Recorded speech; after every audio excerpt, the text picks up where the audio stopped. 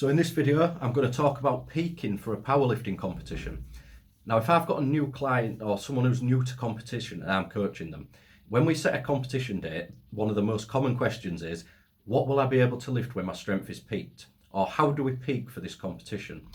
Very relevant question, and you'll find peaking kind of cycles on the internet all over. But there's a lot of misconceptions to the idea, I believe. And I'm going to discuss what those are and, in my opinion, what the best way to actually peak for a powerlifting competition is. So one of the most common ways is to overreach, taper, and then do the competition.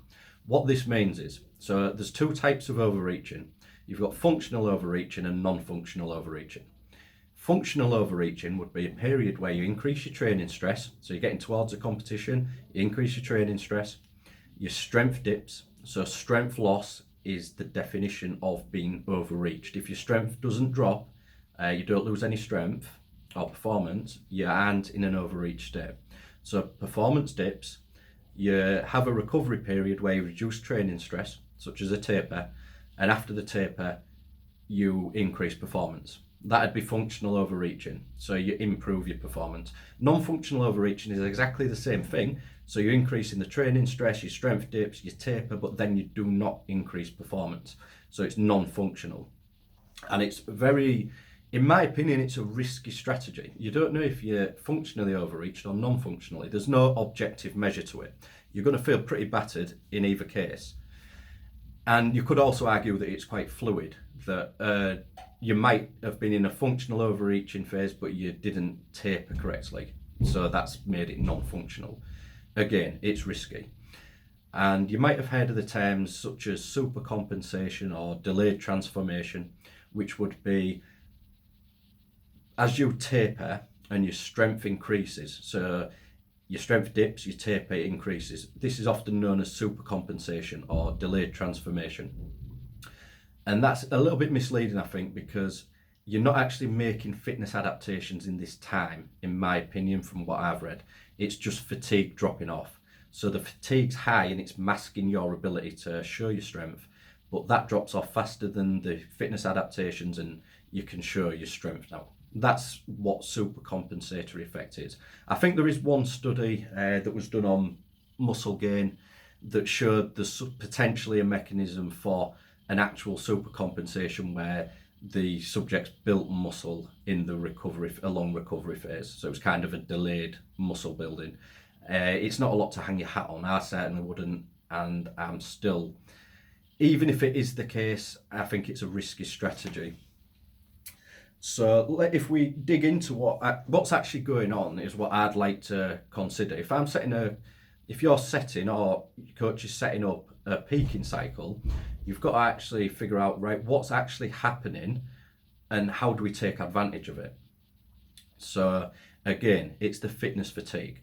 So if you perform an individual training session, you're going to have the stimulus for the fitness adaptations. So stimulus for muscle hypertrophy, stimulus to improve skill, that kind of thing. So that's what's going to increase your strength. And then you've got fatigue. But you've got to think about what fatigue actually is. So people talk about CNS fatigue. CNS fatigue isn't relevant to powerlifting. It's relevant intra-workout during your session and shortly after, but we know pretty well now that any CNS fatigue dissipates rapidly after training. So you could go out and hit 6 max effort doubles on a deadlift and your nervous system would be fine after an hour or so post-workout, give or take. You've also got what's going on in the muscle itself, fatigue within the muscle, so like a reduction in sensitivity to calcium ions, and that dissipates pretty rapidly as well, so you're probably talking hours. And then you've got the big one, the one that you should be considering, and that's muscle damage, as well as connective tissue and joint damage. That takes a lot longer to repair, which means you need that recovery time. Because if you train and you've still got a high level of muscle damage or your tendons have got a lot of micro damage, your strength is going to be down. And it's going to be down because that feeds back to the nervous system to reduce motor unit recruitment, which is activation of your muscle fibers. And unfortunately, it's the bigger, stronger fibers that are left out first. So if you've got high levels of muscle damage and you're going to a workout, you might notice, shit, my strength's down. And it's down because you're not getting that full activation of your muscle. Maybe it's possible that you're still getting a stimulus through those fibers due to the way that muscles work. There's a lot of lateral force, and the fibers are connected kind of together. So it's possible that maybe you're still getting the stimulus even though you're not directly recruiting certain muscle fibers, bundles of muscle fibers. But again, it's not something that I'd personally want to hang my hat on. And also, there's the risk that because you are getting all these muscle, like the full muscle involved in the movement, that your skill development might not be as good either. At the end of the day, you're lifting less weight, so the adaptation is likely to be less. So if you're doing an overreaching phase, you've planned, right, I'm doing my competition, I'm going to really ramp up my training stress. I'm going to take a bit of a hit on the strength because I know it's going to be down for a little bit. But after the taper, I'm going to make such good gains in the fitness characteristics that once that fatigue's dropped, I'm going to be in a great place to smash that comp and hit big PBs. That's one way of looking at it. But the problem is, the more fatigue that builds up, so the more you keep damaging the muscle and causing those issues to the connective tissue and joints, the longer it's going to take to recover from it. And the problem is fitness characteristics do tend to last longer than it takes to drop fatigue, but they only last so long. If you've made so much damage that it takes X amount of weeks for you to actually drop that fatigue, by that point, your fitness might have also dropped, so you haven't gained the strength. Like all the strength you've built has dissipated now because your training stimulus hasn't been high enough.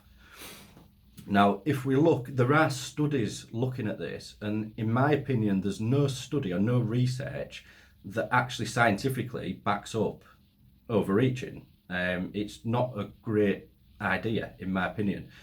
So if you take a look through the studies, I won't note them all here because I can't remember the names of them, but I do remember the gist of them from what I've read, and that is that the people, and this was done on strength training, so it was 1 rep max lifts. It weren't necessarily squat, bench and deadlift, but it was often compound lifts.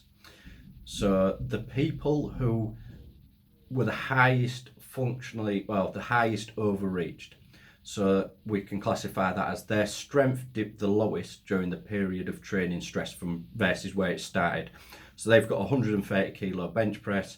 The training stress was so high that by the end of the block, the benching 120 kilo. Now, the people who dropped the most strength during the overreaching phase tended to have the least performance gains after a taper. In some cases, there was no performance gain, and in some, they lost. On the flip side, the people who tended to get the biggest increases in performance after the taper were those who didn't actually reach an overreaching state during the overreaching phase. So the training stress was ramped up, but they were able to adapt to it and still continue to either make some gains or plateau a little bit. Then after the taper, those people tended to have the biggest improvements, which I can see personally from my experience in chatting with lifters, coaching lifters into comps, and my personal experience of competing, that it tends to be the case. If you lose a lot of strength or you feel really tired and your strength's down during your training phase to a competition, it doesn't tend to work very well. Now, there are cases where it does, but again, it's risky, and in my opinion, it's unnecessarily risky. So I learned a lot about training, about peaking for competitions when I trained in Leeds. Lucky enough to train with Andy Bolton, Brian Reynolds, Jim Nuttall. It was a really good group of lifters. I think there was sometimes 15, 20 of us, all at a high level, multiple world champions, British champions. Not once did any of those lifters try to reach an overreaching state. Like, they never increased training stress so high that the strength dipped before competition. And they did really well. Like that, I know that's an anecdotal kind of evidence, but it's good evidence, in my opinion, that losing strength into a competition might not be such a good thing. Personally, the way I prefer to program for clients and how I've programmed myself is kind of a little bit towards increasing training stress.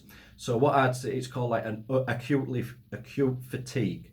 So your training stress is ramped up, but you're still making gains. They just might be a little bit slower than you'd want them to be, but you're still making gains. You're still getting the lifts. You're not failing lifts.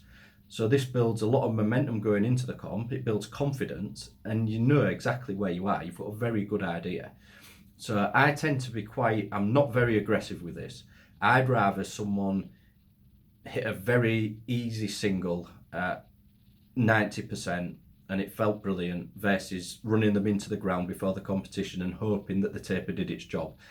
My clients know where they are going into competition. We don't have surprises. It isn't a case of, oh, you might get a big jump here. You might gain that bench when you hit that 140, it was a little bit slow, but give a taper and you'll hit 160. That doesn't happen. We know where they are. And it's very good for confidence going into a competition to know exactly where you are. I don't know if I've got any more points on this. I've probably left something out because I did write a few things down. Let me just take a quick look. No, that's pretty much covered what I wanted to say. So, in my opinion, just to summarise it, if you're training for a powerlifting competition, just think twice about trying to push your training super hard and relying on a taper to improve performance. I don't think it's optimal and I don't think it's necessary.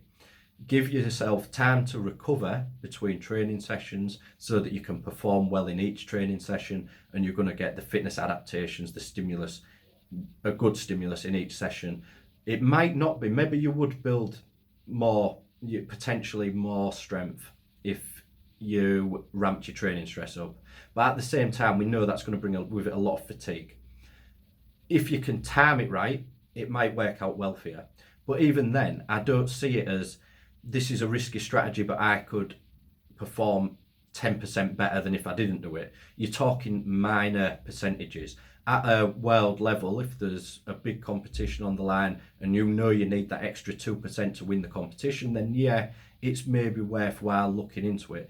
Even then, I'm saying this because I know lifters who do it and have been successful with it.